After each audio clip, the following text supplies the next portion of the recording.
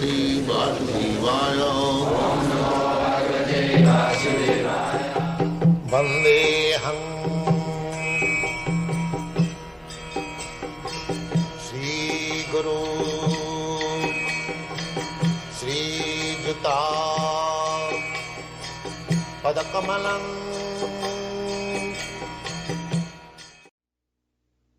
Chapter 6, Samkhya Yoga. Verse number 1.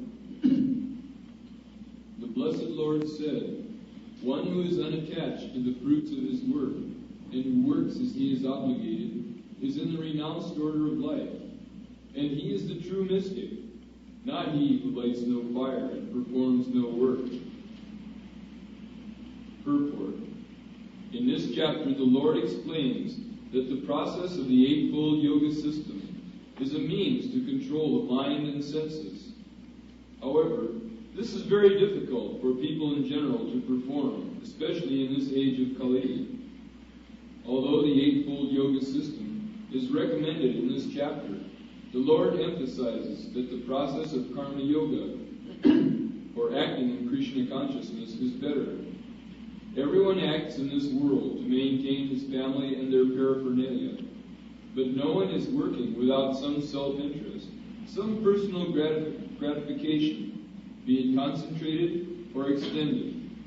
The criterion of perfection is to act in Krishna consciousness, and not with a view to enjoying the fruits of work. To act in Krishna consciousness is the duty of every living entity, because we are constitutionally parts and parcels of the Supreme. The parts of the body work for the satisfaction of the whole body.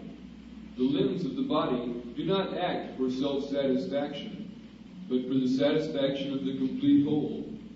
Similarly, the living entity, acting for satisfaction of the Supreme Whole, and not for personal satisfaction, is the perfect sannyasi, the perfect yogi. The sannyasins sometimes artificially think that they have become liberated from all material duties, and therefore they cease to perform Agnihotra yagnas, fire sacrifices. There are some yogas to be performed by everyone for purification. So a sannyasi does not require to perform the yogas. So by stopping that ritualistic performance of yoga, sometimes they think that they are liberated. But actually, unless he comes to the standard platform of Krishna consciousness, there is no question of liberation. Go on. But actually, they are self-interested, because their goal is to become one with the impersonal Brahman. There is demand.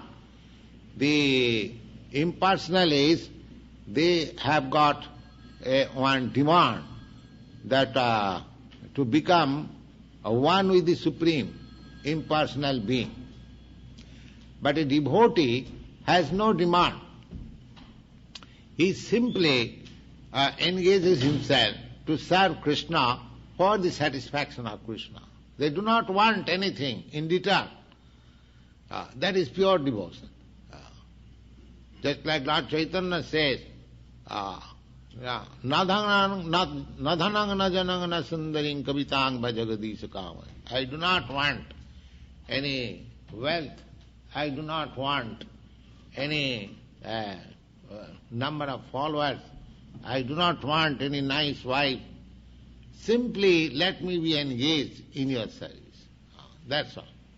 That is the Bhakti Yoga system. When Prahlad Maharaj was asked by Lord Nrsimhadev, my dear boy, you have suffered for me so much, so whatever you want, you ask for. So he refused. My dear master, I am not doing mercantile business with you, that I will take some remuneration from you for my service. This is pure devotion. So yogis or the gyanis, they are demanding that they should become one with the Supreme. Why one with the Supreme? Because they have got bitter experience by this separation of material pangs. But a devotee has no such thing. The devotee remains, although separate from the Lord, he is fully enjoying in the service of the Lord. God. Such a desire is greater than any material desire, but it is not without self-interest. Similarly, the mystic yogi who practices the yoga system with half-open eyes, ceasing all material activities, desires some satisfaction for his personal self. But the person acting... Actually, the yogis wants of material power. That is the perfection of yoga. Not perfection, that is one of the procedure. Just like if you are actually practicing the regulatory principles of yoga, then you can get 8 kinds of perfection.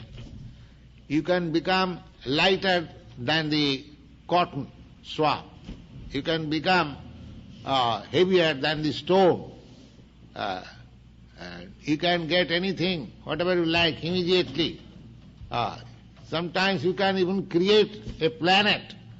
Such powerful yogis are there. Vishwamitra yogi, he did it actually. He wanted to get man from palm tree. Why man should be begotten through the living 10 months within the womb of mother. They will be produced just like fruit. He did it like that. So sometimes yogis are so powerful they can do. So these are all material powers. Such yogis, they are also vanquished. How long you can remain on this material power? So bhakta yogis, they do not want anything such. Yes? But a person acting in Krishna consciousness works for the satisfaction of the whole, without self-interest. A Krishna-conscious person has no desire for self-satisfaction. His criterion of success is the satisfaction of Krishna, and thus he is the perfect sannyasi, or perfect yogi. Lord Chaitanya, the highest perfectional symbol in Krishna consciousness, prays in this way: O Almighty Lord, I have no desire to accumulate wealth, nor to enjoy beautiful women. Neither do I want any number of followers. What I want only is the causeless mercy of your devotional service in my life, birth after birth. So a devotee does not want even salvation. Why Lord Chaitanya says birth after birth?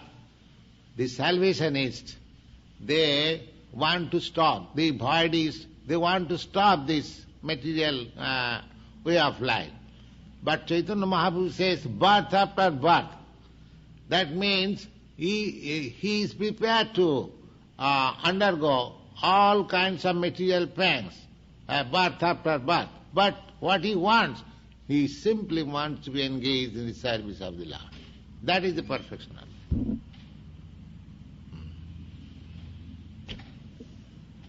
I think you can stop. Stop here.